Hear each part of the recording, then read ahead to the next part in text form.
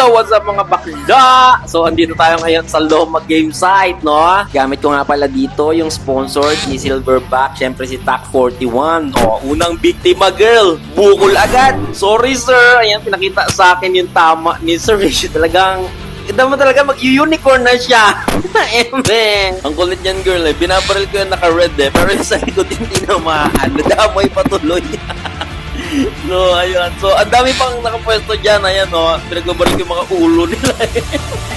Sorry, guys. Pero, ayan. Ito parang kilala ko pa to.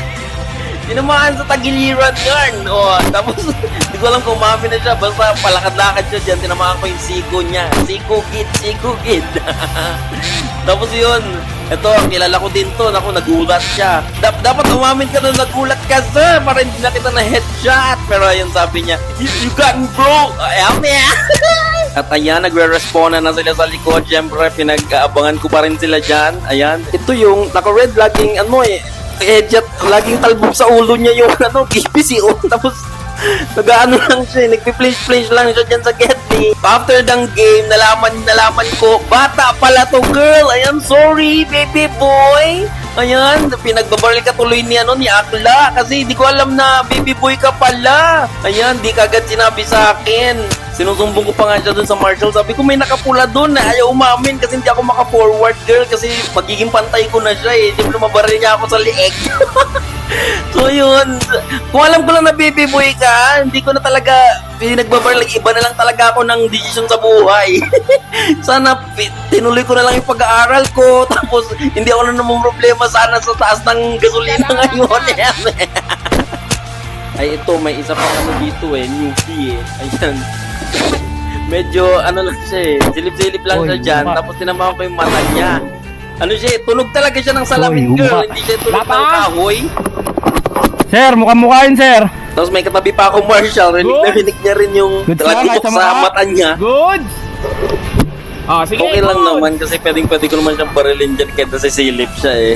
Ang kaso, napaamin siya ng palaala ni Marshall. Paalala lang ha, walang iyakan. Nung naalala niya yung tumayo na lang siya. Ito, ang sakit na ito. Tinamaan ko yung siko niya, girl, tayo talaga siya eh. Ito, pagka hindi nakikita yung mga kalaban, talagang lang eh. Gilid-gilid lang. Buti ba si kuya? So, tinamaan sa likod, tayo agad eh. Ito, ang galing niya sana dyan eh.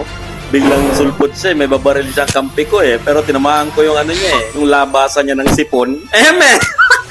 Yung baril ko na gamit dyan, medyo pababa yung bibis, kaya puro palobo na yung baril ko dyan. Kasi hindi ko pa siya nagagamay masyado. Parang yung pump chamber niya, hindi pa niya kayang magbuhat ng .48, kaya medyo pababa yung bibis. Kaya ayan, puro palobo. Ito, umamin na to eh, nagdalawang isip lang eh. Kaya binaril tuloy ulit kita. Pag ganun amin ka na para hindi ka na masaktan, girl. Loves you eh. Ito naman, parang kinalabit ko yan eh. Pak! Uy, sino yun? Ako yun, girl. Loves you. Ayan, meron pa sumunod sa kanya eh. Ayan, ito mo, sa ulo ko inaasinta, tinamaan sa tuhod ata. Ito, ang ganda rin ng angat niya eh. Pag angat niya, napag-get down din siya eh. Get down! Get down!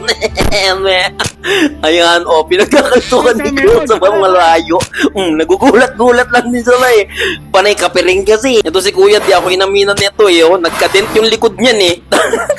Tapos nabaril ako ng kampi niya dyan kasi buwisit na yung kalawan ng kalaban doon. Lumapit siya sa amin, sabi niya, yung mga light ko makunat ha. Nakuhanan ko ng video. Nagkatinginan tuloy kami ng mga players doon kasi sinusumbong ko yun sa Marsha. Okay lang yun, girl. Love you. Bawi na lang sunod. At dito patuloy pa rin ako na mamamaril ng mga bakla. Okay. Nagtatago yan sa damo at nagbabanggap yan na may pinupulot lang. May pinapapanggap na may pinupulot. Pabarilin ko pa rin kayo. Si ate nga akala ko nakipag-usap sa puno. Nabaril ko tuloy. Ito siya, nagkapanggapang pa siya ulit Tapos sabi niya sa damo, dito muna ako ha. Binaril ko tuloy.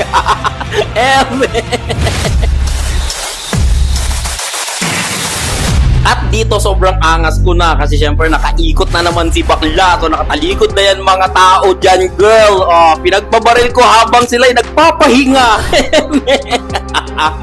So, eto na nga anong nangyari. Ayan. So, meron ako dyan na ricochet na babae kanina. So, eto siya, umupo siya dyan. Napasigaw yun, girl. Ah! Aray! Sabi ko, ay, babae, sorry. Tapos ito yung nakabungo. Nabunga.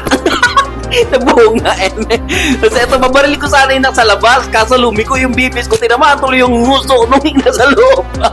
Kasi ito, na-headshot ko naman si kuya. Plakak. Nasilip-silip siya. Sabi niya, totoo ba yung nangyayari? Pero nagbabaril sa likod. Kasi ito, sabi ko, huy! Wala niyo yung kalaban. Nandito! Sabi niya, we.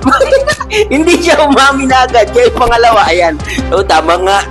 Tapos, hinabol ako. Paghabol sa akin, hinabol ko rin ang bibis ko. Plakak. Tinamaan yung dibdib niya, girl. Basag talaga yung dibdib niya. Nakita ko yung tama. Sabi niya, girl, ang sakit. Tignan mo. Sakto kasi pasalubong siya I love you, girl. Thank you for watching.